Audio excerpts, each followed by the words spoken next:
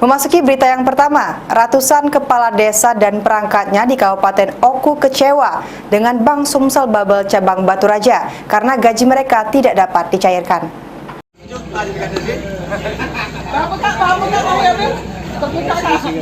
Ratusan kepala desa dan perangkatnya di Oku ini terpaksa pulang dengan tangan hampa.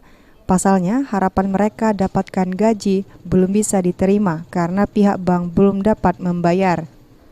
Akibatnya, para kades dan perangkatnya kecewa, apalagi mereka tidak mendapatkan alasan yang jelas dari pihak bank.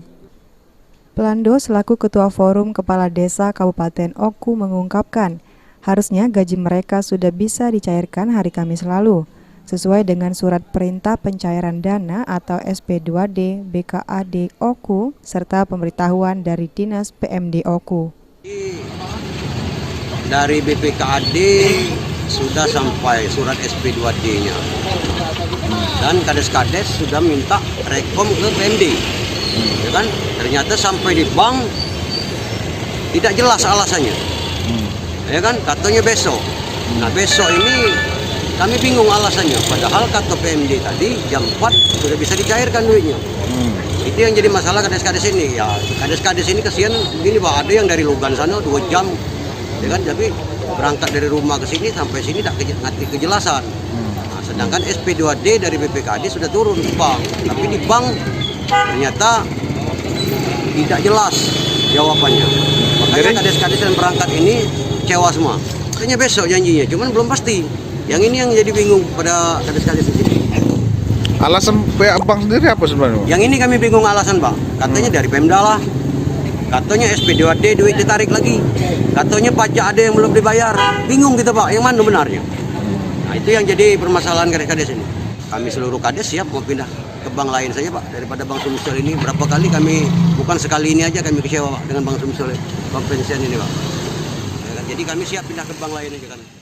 Pihak kades sendiri menuding jika bank kehabisan uang kas untuk membayar gaji para kades yang mencapai 20 miliar rupiah.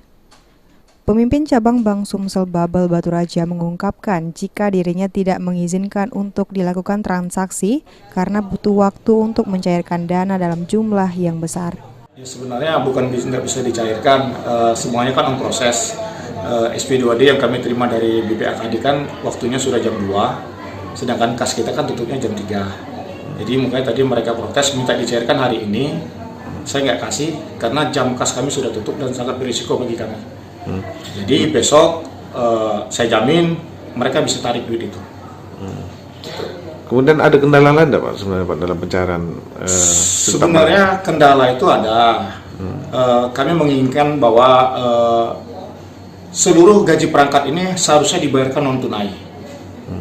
Nah, kalau dibayarkan non tunai otomatis kan mereka setelah kami bukukan, walaupun kami bukukan jam 7 malam, jam 8 malam mereka sudah bisa tarik di ATM.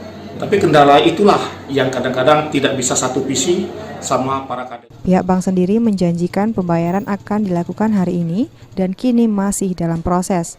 Ari Pranika, PAL TV.